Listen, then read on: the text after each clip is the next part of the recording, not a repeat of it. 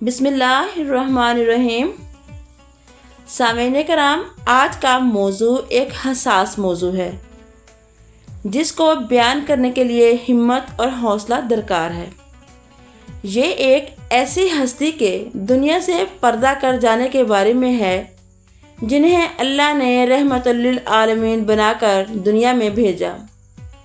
ان کے آنے سے واقعی دنیا میں رحمت نازل ہو گئی، اندھیروں میں بھٹکتی دنیا کو روشنی نظر آ گئی۔ سامعین کرام، مدینہ میں اس دن عجیب سی خاموشی چھائی ہوئی تھی، جیسے پوری کائنات غم میں ڈوبی ہو۔ پیارے نبی محمد صلی اللہ علیہ وآلہ وسلم کی بیماری کی خبر چاروں طرف پھیل چکی تھی۔ وفات سے 3 روز قبل محمد صلی اللہ علیہ وآلہ وسلم ام المومنین حضرت میمونہ کے گھر تشریف فرما تھے۔ ارشاد فرمایا کہ میری تمام ازواج کو جمع کرو۔ تمام ازواج مطہرات جمع ہو گئیں تو نبی صلی اللہ علیہ وآلہ وسلم نے دریافت فرمایا کہ کیا تم سب مجھے اجازت دیتی ہو کہ بیماری کے دن میں عائشہ کے ہاں گزار لوں؟ سب نے کہا، اے اللہ کے رسول، آپ کو اجازت ہے۔ پھر آپ نے اٹھنا چاہا لیکن اٹھ نہ پائے تو حضرت علی ابن ابی طالب اور حضرت فضل بن عباس آگے بڑھے اور نبی کریم صلی اللہ علیہ وآلہ وسلم کو سہارے سے اٹھا کر سیدہ میمونہ کے حجرے سے سیدہ عائشہ کے حجرے کی طرف لے جانے لگے۔ اس وقت صحابہ کرام نے حضور صلی اللہ علیہ وآلہ وسلم کو بیماری اور کمزوری کے حال میں پہلی بار دیکھا تھا، تو گھبرا کر ایک دوسرے سے پوچھنے لگے کہ نبی صلی اللہ علیہ وآلہ وسلم کو کیا ہو گیا ہے؟ نبی صلی اللہ علیہ وآلہ وسلم کو کیا ہو گیا ہے؟ چنانچہ صحابہ کرام مسجد میں جمع ہونا شروع ہو گئے اور مسجد نبوی میں رش لگ گیا۔ نبی صلی اللہ علیہ وآلہ وسلم کا پسینہ شدت سے بہہ رہا تھا۔ حضرت عائشہ رضی اللہ تعالی عنہ فرماتی ہیں کہ میں نے اپنی زندگی میں کسی کا اتنا پسینہ بہتے ہوئے نہیں دیکھا، اور فرماتی ہیں کہ میں رسول اللہ صلی اللہ علیہ وآلہ وسلم کے دستے مبارک کو پکڑتی اور اس کو چہرہ اقدس پر پھیرتی، کیونکہ نبی صلی اللہ علیہ وسلم کا ہاتھ میرے ہاتھ سے کہیں زیادہ محترم اور پاکیزہ تھا۔ مزید فرماتی ہیں کہ حبیب خدا سے صرف وہ یہی ورد سن رہی تھیں کہ لا الہ الا اللہ۔ بے شک موت کی بھی اپنی سختیاں ہیں۔ اسی اثنا میں مسجد کے اندر سے رسول اللہ صلی اللہ علیہ وآلہ وسلم کے بارے میں خوف کی وجہ سے لوگوں کا شور بڑھنے لگا۔ نبی صلی اللہ علیہ وآلہ وسلم نے دریافت فرمایا کہ یہ کیسی آوازیں ہیں؟ عرض کیا، اے اللہ کے رسول، یہ لوگ آپ کی حالت سے خوف زدہ ہیں۔ ارشاد فرمایا، مجھے ان کے پاس لے چلو۔ پھر اٹھنے کا ارادہ فرمایا لیکن اٹھ نہ سکے۔ آپ پر 7 مشکیزیں پانی کے ڈالے گئے، تب کہیں جا کر کچھ افاقہ ہوا تو سہارے سے اٹھا کر منبر پر لایا گیا۔ یہ رسول اللہ صلی اللہ علیہ وآلہ وسلم کا آخری خطبہ تھا اور آپ صلی اللہ علیہ وآلہ وسلم کے آخری کلمات تھے۔ فرمایا، اے لوگو، شاید تمہیں میری موت کا خوف ہے۔ سب نے کہا، جی ہاں اے اللہ کے رسول۔ ارشاد فرمایا، اے لوگو، تم سے میری ملاقات کی جگہ دنیا نہیں، تم سے میری ملاقات کی جگہ حوض کوثر ہے۔ اللہ کی قسم، گویا میں یہیں سے حوض کوثر کو دیکھ رہا ہوں۔ اے لوگو، مجھے تم پر تنگ دستی کا خوف نہیں، بلکہ مجھے تم پر دنیا کی فراوانی کا خوف ہے کہ تم اس کے معاملے میں ایک دوسرے سے مقابلے میں لگ جاؤ گے، جیسا کہ تم سے پچھلی قوموں والے لگ گئے تھے، اور یہ دنیا تمہیں بھی ہلاک کر دے گی جیسا کہ انہیں ہلاک کر دیا۔ مزید ارشاد فرمایا، اے لوگو، نماز کے معاملے میں اللہ سے ڈرو، نماز کے معاملے میں اللہ سے ڈرو، یعنی عہد کرو کہ نماز کی پابندی کرو گے۔ یہی بات بار بار دہراتے رہے۔ پھر فرمایا، اے لوگو، عورتوں کے معاملے میں اللہ سے ڈرو، میں تمہیں عورتوں سے نیک سلوک کرنے کی وصیت کرتا ہوں۔ مزید فرمایا کہ اے لوگو، ایک بندے کو اللہ نے اختیار دیا کہ دنیا کو چن لے یا اسے چن لے جو اللہ کے پاس ہے، تو اس نے اسے چنا جو اللہ کے پاس ہے۔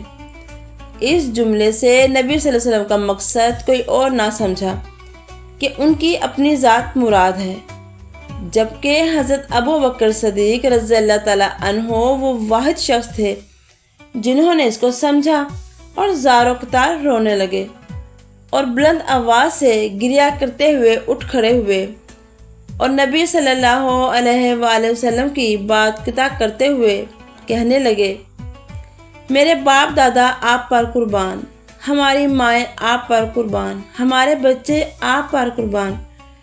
روتے جاتے اور یہ الفاظ کہتے جاتے۔ صحابہ کرام رضی اللہ تعالیٰ عنہ ناگواری سے حضرت ابو بکر صدیق کی طرف دیکھنے لگے کہ انہوں نے نبی کریم صلی اللہ علیہ وآلہ وسلم کی بات کیسے قطع کر دی۔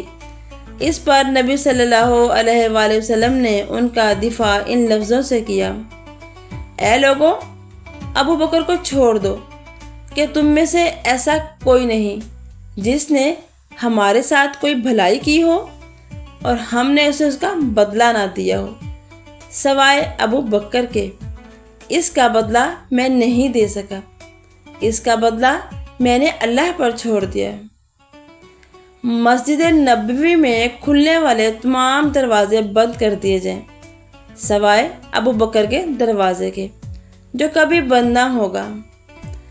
آخر میں اپنی وفات سے قبل مسلمانوں سے آخری دعا کے طور پر ارشاد فرمایا، اللہ تمہارے اچھا ٹھکانہ دے، تمہاری حفاظت کرے، تمہاری مدد کرے، تمہاری تائید کرے۔ اور آخری بات جو ممبر سے اترنے سے پہلے امت کو مخاطب کر کے ارشاد فرمائی وہ یہ کہ اے لوگو، قیامت تک آنے والی میری ہر امتی کو میرا سلام پہنچا دینا، قیامت تک آنے والے میرے ہر امتی کو میرا سلام پہنچا دینا، پھر دوبارہ سہارا دے کر آپ کو گھر لے جایا گیا۔ اسی اثنا میں حضرت عبد الرحمن ابی بکر خدمت اقدس میں حاضر ہوئے۔ ان کے ہاتھ میں مسواک تھی۔ نبی صلی اللہ علیہ وآلہ وسلم مسواک کو دیکھنے لگے، لیکن شدت مرض کی وجہ سے مسواک طلب نہ کر سکے۔ چنانچہ سیدہ عائشہ رضی اللہ تعالیٰ عنہ اور حضور صلی اللہ علیہ وسلم کے دیکھنے سے سمجھ گئیں۔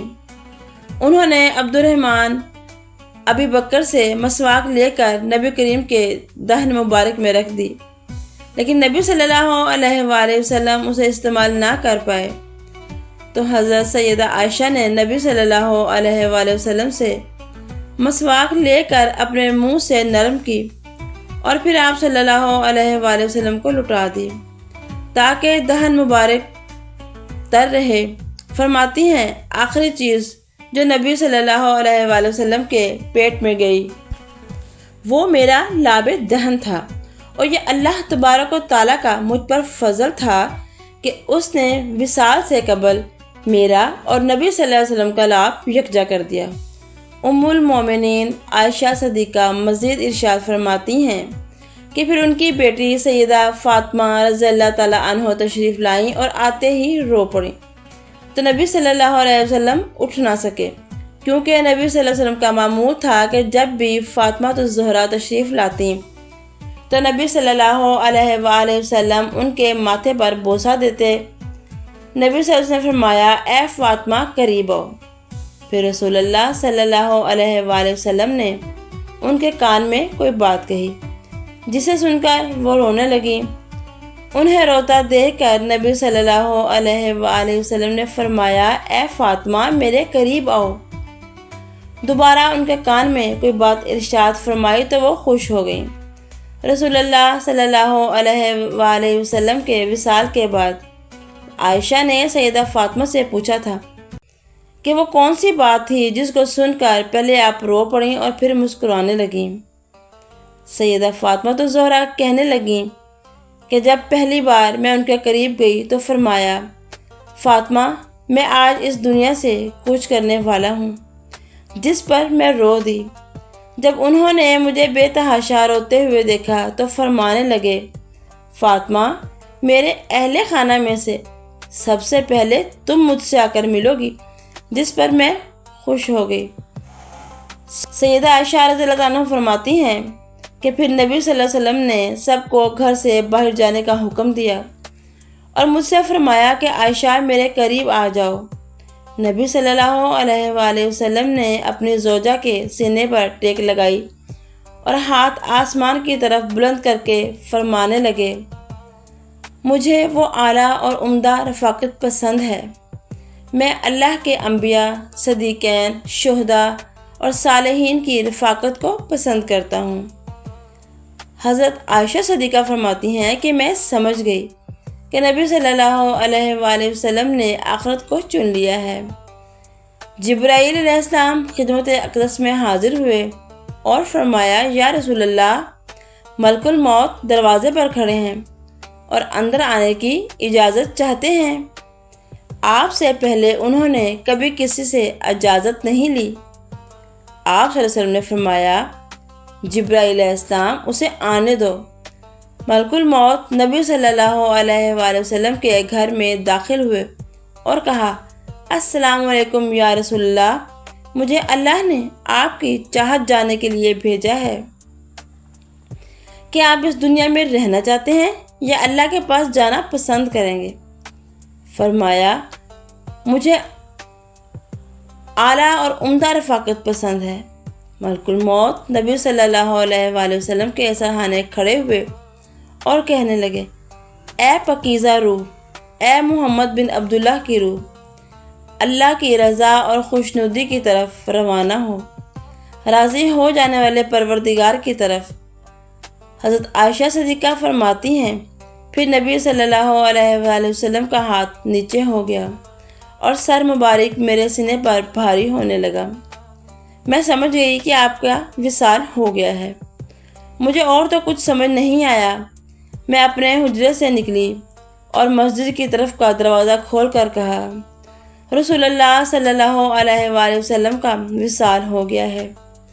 مسجد آہوں اور نالوں سے گونجنے لگی۔ ادھر حضرت علی علیہ السلام جہاں کھڑے تھے وہیں بیٹھ گئے، ہلنے کی طاقت نہ رہی۔ ادھر عثمان بن عفان معصوم بچوں کی طرح رونے لگے اور سیدنا عمر رضی اللہ تعالیٰ عنہ تلوار بلند کر کے کہنے لگے، خبردار جو کسی نے کہا کہ محمد صلی اللہ علیہ وآلہ وسلم کا وصال ہو گیا ہے، میں ایسے شخص کی گردن اڑا دوں گا۔ میرے آقا کو اللہ تعالیٰ سے ملاقات کرنے گئے ہیں، جیسے موسیٰ علیہ السلام اپنے رب سے ملاقات کو گئے تھے۔ وہ لوٹ آئیں گے، بہت جلد لوٹ آئیں گے۔ اب جو وفات کی خبر اڑائے گا میں اسے قتل کر ڈالوں گا۔ اس موقع پر سب سے زیادہ صبر کرنے والی ہستی سیدنا ابو بکر صدیق رضی اللہ تعالیٰ عنہ کی تھی۔ آپ حجرہ نبوی میں داخل ہوئے اور نبی کے سینے پر سر رکھ کر رو دیے اور کہہ رہے تھے، ہائے میرا پیارا دوست، ہائے میرا مخلص ساتھی، ہائے میرا محبوب، ہائے میرا نبی۔ پھر نبی صلی اللہ علیہ وآلہ وسلم کے ماتھے پر بوسہ دیا اور کہا، یا رسول اللہ، آپ پاکیزہ جیے، اور پاکیزہ دنیا سے رخصت ہو گئے۔ سیدنا ابو بکر باہر آئے اور خطبہ دیا، جو شخص محمد صلی اللہ علیہ وآلہ وسلم کی اطاعت کرتا ہے، سن رکھے، نبی صلی اللہ علیہ وآلہ وسلم اس دنیا سے پردہ فرما گئے ہیں، اور جو اللہ کی عبادت کرتا ہے وہ جان لے کہ خدا کی ذات ہمیشہ رہنے والی ہے، جسے موت نہیں۔ سیدنا عمر رضی اللہ تعالیٰ عنہ کے ہاتھ سے تلوار گر گئی۔ عمر فرماتے ہیں کہ پھر میں کوئی تنہائی کی جگہ تلاش کرنے لگا جہاں اکیلا بیٹھ کر رو سکوں۔ نبی صلی اللہ علیہ وآلہ وسلم کی تدفین کر دی گئی۔ سیدنا فاطمہ رضی اللہ تعالیٰ عنہ فرماتی ہیں کہ تم نے کیسے گوارا کر لیا کہ نبی صلی اللہ علیہ وآلہ وسلم کے چہرے انوار پر مٹی ڈالو۔ پھر کہنے لگی، ہائے میرے بابا جان جو اپنے رب کے بلاوے پر چل دیے، میرے پیارے بابا جان جنت الفردوس اپنے ٹھکانے پر پہنچ گئے، نبی پر لاکھوں رحمتیں نازل ہوں صلی اللہ علیہ وآلہ وسلم۔